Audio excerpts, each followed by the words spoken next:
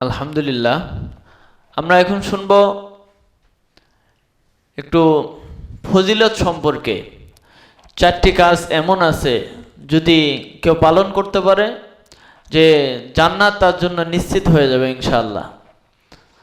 আল্লাহ রসুল সাল্লাল্লাহু আলাইহি ওয়াসাল্লাম তিনি একবার সাহাবাই কেরামদের সামনে এই ঘোষণা দিলেন যে এমন কে এই মজলিসের মধ্যে আসো যে চারটা কাজের কথা বলবো, যারা এই চারটা কাজের উপর আমল করতে পারবে যে তাদেরকে জান্নাতি বলে ঘোষণা দেওয়া হবে। তো মজলিসের মধ্যে অনেকেই আছেন যারা দাঁড়াইতে সাহস করেন নাই। মাঝখান থেকে হযরত আবু হুরায়রা রাদিয়াল্লাহু তাআলা আনহু তিনি দাঁড়ায় গেছেন এবং বলতেছেন, ইয়া রাসূলুল্লাহ, কি সেই আমল যেটা আমাকে বলে দেন, যে আমল করে আমি জান্নাতি হয়ে যাব। তো আল্লাহ রসুল সাল্লাল্লাহু আলাইহি ওয়াসাল্লাম তিনি বললেন যে প্রথম তোমার 1 নম্বর আমল হলো সমস্ত গুনাহের কাজ ছেড়ে দিতে হবে। সমস্ত গুনাহের কাজ ছেড়ে দাও, তুমি আল্লাহ তাআলার কাছে প্রিয় বান্দা হিসেবে ঘোষণাকারী হয়ে যাবে। আর এমনিতেই বোঝা যায় যারা গুনাহের কাজের লিপ্ত থাকবে না, যারা খারাপ কাজের মধ্যে লিপ্ত থাকবে না, এরা আল্লাহ তাআলার কাছে দামি বান্দা বলে ঘোষণা হয়ে যাবে। দ্বিতীয় নম্বর হলো আত্মীয় স্বজনদের সাথে ভালো ব্যবহার করা। আমরা অনেক সময় আত্মীয় স্বজনদের সাথে ভালো ব্যবহার তো দূরের কথা, খোঁজ খবরও নেই না। তো এটাও একটা মুসলমানের হকের মধ্যে সীমাবদ্ধ। আমরা যখন দান সদকা করি, দান সদকার বেলায়ও আত্মীয় স্বজনের দিকে ইঙ্গিত দেওয়া হয়েছে যে সবচাইতে বেশি হকদার আত্মীয় স্বজন। যে দেখো যে তোমার যদি দান করতে হয় তো আগে লক্ষ্য বস্তু হলো তোমার আত্মীয় স্বজনদের মধ্যে কেউ অনাহারে আছে কিনা, কেউ গরিব দুঃখী আছে কিনা। যদি কেউ গরিব দুঃখী অনাহারে থাকে তাদেরকে আগে সহযোগিতা করতে হবে।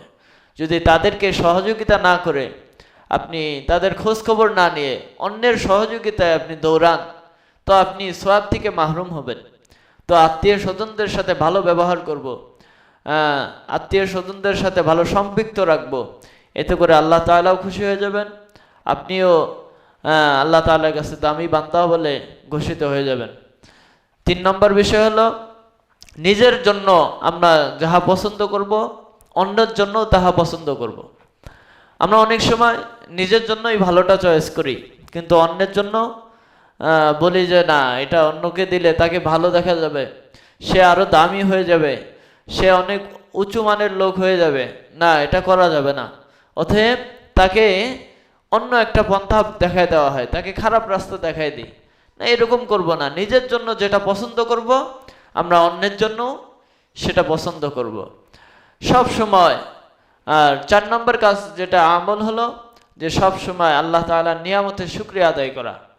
যে সুখে দুঃখে, যে আজকে আমি একটু ভালো খাইছি তারপরেও আল্লাহ তাআলার নিয়ামতের শুকরিয়া আদায় করবো, আলহামদুলিল্লাহ। যখন আমি একটু নরমাল খাবো তাও আল্লাহ তাআলার শুকরিয়া আদায় করব। যখন আমি অসুস্থ তখন আল্লাহ তাআলার শুকরিয়া আদায় করব। যখন আমি সুস্থ তখন আল্লাহ তাআলার নিয়ামতের শুকরিয়া আদায় করব। যদি আমার নিয়ামতের শুকরিয়া এরকম করে আদায় করতে থাকি তো আল্লাহ তাআলা আমার নিয়ামতকে আরো বাড়ায় দেবেন। তার প্রমাণ আল্লাহ তাআলা বলেন, লাইন শাকারতুম লা আযীদান্নাকুম ওয়া লাইন কাফারতুম ইন্না আযাবি লাশাদীদ। যে বান্দা যখন নিয়ামত পাওয়ার পর নিয়ামতের শুকরিয়া বেশি বেশি করে আদায় করে, যে লা আযীদান্নাকুম, আমি আল্লাহ তাআলা তার নিয়ামতকে আরো বাড়ায় দেই। আর ওয়ালাইন কাফারতুম ইন্না আযাবি লাশাদীদ, আর যে বান্দারা নিয়ামত পাওয়ার পরও নিয়ামতের শুকরিয়া আদায় করে না, ওয়ালাইন কাফারতুম, অস্বীকার করে, ইন্না আযাবি লাশাদীদ, যে তাদেরকে শক্ত আযাবের মধ্যে ফালায় দেওয়া হয়, নাউযুবিল্লাহ। এই জন্য আমরা সদা সর্বদা নিয়ামতের শুকরিয়া আদায় করব। তো এই 4টা কাজ আমরা অবশ্যই পালন করব। এই 4টা কাজ যদি আমরা পালন করতে পারি তো আমরা দুনিয়ার মধ্যেই, আল্লাহ রসুল বলে দিয়েছেন, যারা এই 4টা কাজকে ভালোভাবে আঁকড়িয়ে ধরতে পারবে তারা আল্লাহ তাআলার কাছে দুনিয়ার মধ্যেই জান্নাতি বলে ঘোষণা, আল্লাহ তাআলা তাদের দুনিয়ার মধ্যেই কি হয়ে যাবেন, জান্নাতি বান্দা বলে গণ্য হয়ে যাবেন। এই জন্য আমরা এই 4টা কাজ করব। তার মধ্যে আবারও বলছি, 1 নম্বর হলো আমরা আত্মীয় স্বজনদের সাথে ভালো ব্যবহার, ভালো সম্পর্ক রাখবো, সমস্ত গুনাহের কাজ ছেড়ে দেব। তারপরে নিজের জন্য যাহা পছন্দ করব, অন্যের জন্য তাহা পছন্দ করব। সুখে দুঃখে সর্বদা আল্লাহ তাআলার নিয়ামতের শুকরিয়া আদায় করব। আল্লাহ তাআলা আমাদের এই 4 বিষয়ের উপর বুঝে শুনে সঠিকভাবে আমল করার তৌফিক দান করুক। আমিন। ওয়া আখির দাওয়ানা আনিল হামদুলিল্লাহি রাব্বিল আলামিন।